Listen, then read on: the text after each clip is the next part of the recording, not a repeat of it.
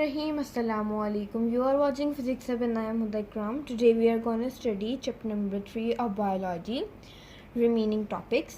आज हम लोग वहीं से कंटिन्यू करते हैं. पिछली वीडियो में हमने होमोलॉगस और एनालॉगस को इतनी डिटेल में नहीं पढ़ा, तो थोड़ा सा उसका इंट्रो लेकर चलते हैं. अब होमोलॉगस और एनालॉगस के अंदर डिफरेंस क्या है?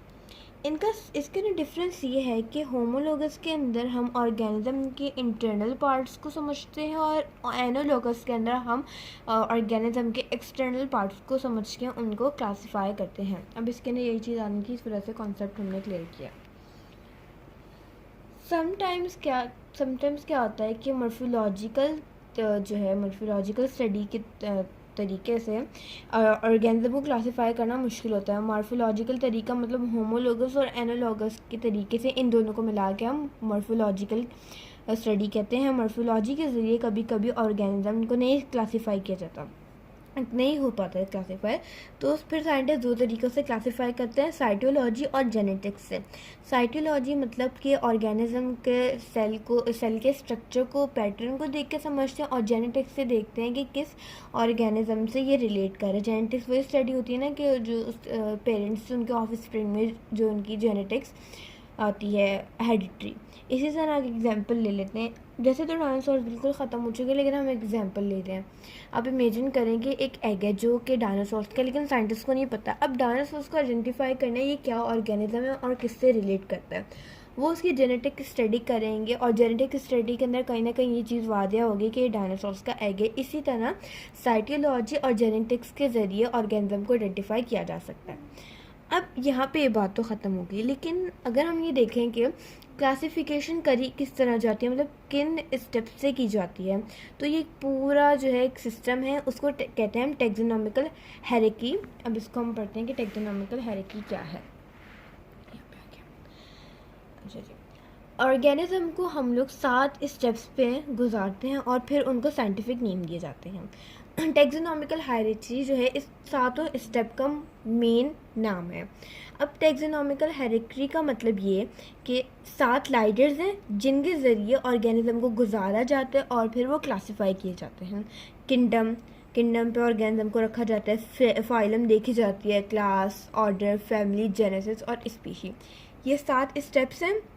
इनके अंदर सबसे मेन है जेनेसिस और स्पीशी. इन दोनों को देखते हुए साइंटिस्ट जो हैं साइंटिफिक नेम देते हैं ऑर्गेनिज्म को.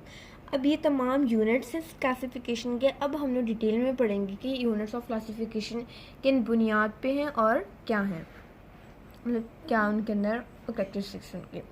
सबसे छोटा और सबसे बेसिक क्लासिफिकेशन का यूनिट है स्पीशी. सबसे छोटा कौन सा है और सबसे बेसिक, मतलब बहुत बेसिक यूनिट है क्लासिफिकेशन का, स्पीशी. अब स्पीशीज़ के अंदर क्या देखते हैं कि इंडिविजुअली मतलब अकेले ऑर्गेनिज्म को पढ़ा जाता है. उसकी फंडामेंटल बुनियादी सिमिलैरिटीज़, मतलब बुनियादी चीज़ें देखी जाती हैं. जैसे एक आंट्स है, ब्राउन आंट्स होती हैं, लाल चूंटियाँ,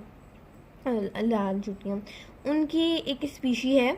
उनकी वो एक स्पीशी है. इंडिविजुअली उनको पढ़ा होगा और उन्होंने देखा होगा कि ब्राउन आंट्स, ब्लैक आंट्स, चूंटियाँ, ये तमाम तो एक ही स्पीशी हैं, लेकिन ये तमाम जो हैं एक ही रोल प्ले करें, एक ही सिमिलैरिटीज़ हैं इनके, मतलब कि अपने जैसे मज़ीद ऑफस्प्रिंग प्रोड्यूस कर सकते हैं. तो स्पीशीज़ वो स्टेप होता है क्लासिफिकेशन का जिसके अंदर हम लोग साइंटिस्ट जो है इंडिविजुअली ऑर्गेनिज्म को पढ़ते हैं और फिर देखते हैं कि तमाम पूरी स्पीशी इस कैरेक्टरिस्टिक्स पे पूरी उतर रही है, इनके अंदर सिमिलैरिटीज़ ये हैं. तो फिर उसको जेनेसिस और स्पीशी से मिला के उनको साइंटिफिक नाम दिया जाता है. यहाँ पे अगर बहुत सारे किंगडम्स मिलके फाइलम बनाते हैं, बहुत सारे फाइलम मिलके क्लास, बहुत सारी क्लासेस मिलकर ऑर्डर, और बहुत सारी फैमिलीज़ मिलके जेनेसिस, और बहुत सारी जेनेसिस मिलके स्पीशीज़. मतलब कि किंगडम में भी ऑर्गेनिज्म की कुछ खुसूसियात देखी जाती हैं, फाइलम में, क्लास में, ऑर्डर में, फैमिली, और जेनेसिस और स्पीशी में सबसे मेन खुसूसियात होती हैं, कैरेक्टरिस्टिक्स होती हैं ऑर्गेनिजम्स की. अब यहाँ पे एक चार्ट है. Simple classification of 2 organism, human और पिया. ह्यूमन इंसान, पिया प्लांट. किंगडम हमारी है एनिमिलिया और प्लांट की प्लांटी. फाइलम कॉरिड्रेट ह्यूमंस का है और पिया प्लांट्स का है मैग्नोलोफेट. क्लास है इनकी माइमेलिया और पिया प्लांट्स की है मैग्नोलोफिसाइड. ऑर्डर हमारा पेरिमाइड्स है और इनका फेबिलिस। फैमिली हमारी मोनोडाई या मोनोडी, दोनों तरीक़ों से बोल सकते हैं। और पिया प्लांट की फेबेसिस। जेनेसिस जीनेसिस होमो और इनका पिज़म। और स्पीशीज सेपम और स्टीवम। तो साइंटिफिक नेम हम देना है ह्यूमन को और पिया को। साइंटिफिक नेम जेनेसिस और स्पीशी को देखते हुए दिया होमोसीपिया। होमो जेनेसिस में था और स्पीशी में था सीपियंस। होमोसीपिया और पिया प्लांट सीवम पिज़म स्टीवम। मतलब कि साइंटिफिक नाम दिया गया जेनेसिस और स्पीशीज़ को देखते हुए।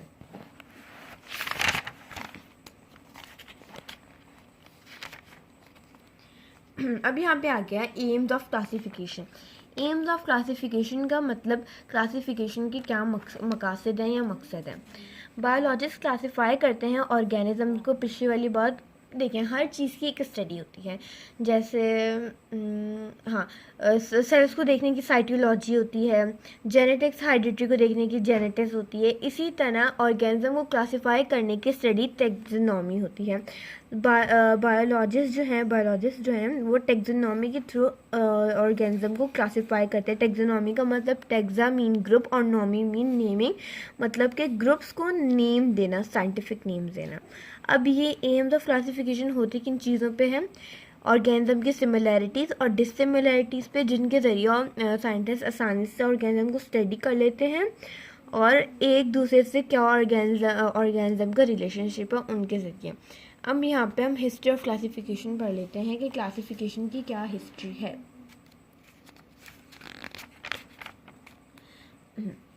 The system that we still use today for giving scientific name to plants and animal has many founders। कह रहे हैं कि वो सिस्टम जिसके ज़रिए अभी तक हम लोग प्लांट्स को और नए नए एनिमल को नाम देते हैं, साइंटिफिक नेम्स देते हैं, उनके असल में फाउंडर कौन है। ग्रीक फिलोसोफर एरिस्टोटल हैं। देखिए मैं इनकी पिक्चर भी है, ये एरिस्टोटल है, ग्रीक फिलोसोफर एरिस्टोटल हैं। और एक और फिलोसोफर हैं, शायद उनकी इसमें पिक्चर नहीं होगी, सूडान के रहने वाले स्वीडिश फिजिशियन बॉटनिस्ट भी थे वो, कोरोलस लिनियसिस। टैक्सोनॉमी के पहले फादर समझे जाते हैं एरिस्टोटल। एरिस्टोटल पहले फादर समझे जाते हैं क्योंकि उन्होंने बहुत ज़्यादा इसके अंदर चीज़ें टैक्सोनॉमी इन्होंने बनाई है। एरिस्टोटल ने सबसे पहले दो की कॉन्सेप्ट टैक्सोनॉमी के बताए थे, जिनके ज़रिए ऑर्गेनिज्म को क्लासीफाई किया जाता है बायो नॉर्मल डेफिनेशन के ज़रिए, जो कि हम आगे इसको डिटेल में पढ़ेंगे। एरिस्टोटल ने सबसे पहले अटेम्प्ट किया था एनिमल्स को, मतलब कि सबसे पहले एनिमल्स को उन्होंने जो है क्लासीफाई किया था। क्लासीफाई करने के बाद उन तमाम एनिमल को उन्होंने, एनिमल्स की जो हिस्ट्री है वो अपनी बुक के अंदर उन्होंने लिखी थी। अब यहाँ पे हमारे पास एक और आ गए, ये मुस्लिम है, अबू उस्मान उमर अल हिजाज जो हैं फर्स्ट अरब ज़ायोलॉजिस्ट हैं, जो मुस्लिम वर्ल्ड में इनके बहुत नाम है। अब इन्होंने क्या किया था हम आगे देखते हैं। He used to statual animals for studying the internal organs of their bodies। इन्होंने ये क्या करते थे कि ऑर्गेनिज्म का इंटरनल पार्ट को कट करके उनकी बॉडी चेक करते थे कि किस जगह कौन सा एम्ब्रियो सेट है और किस जगह उनकी कौन सी बॉडी पार्ट सेट है। इन्होंने जो किताबुल हैवान लिखी है तकरीबन 7 वॉल्यूम्स पे मुश्तमिल है, मतलब 7 पार्ट्स पे मुश्तमिल है। 1 पार्ट 2 पार्ट 3 1 से लेकर स्टिल 7 तक पार्ट्स हैं उनके इस बुक के। उसके अंदर फिर 7 पार्ट्स में उनकी पूरी बुक कंप्लीट हुई थी, किताबुल हैवान। अब यहाँ पे हमारे पास आ गया 2 किंगडम क्लासिफिकेशन। अब 2 किंगडम क्लासिफिकेशन, 3 किंगडम, अब 2 से लेकर तकरीबन 5 किंगडम ऑफ क्लासिफिकेशन हैं। इसको इंशाल्लाह हम अपनी नेक्स्ट वीडियो में पढ़ेंगे क्योंकि इसके अंदर काफ़ी डिटेल चीज़ें हैं जो कि मैं इंशाल्लाह आपसे बाद में शेयर करूँगी। आज की आखिरी बात, alone we are smart, together we are brilliant. जज़ाकल्लाह, अल्लाह हाफ़िज़। फ्रेंड्स, मैंने अपनी डिस्क्रिप्शन के अंदर अपने इंस्टा का पेज भी दिया होगा, आप उसको फॉलो कीजिए, चैनल को सब्सक्राइब और वीडियो को लाइक कीजिए। अल्लाह हाफ़िज़।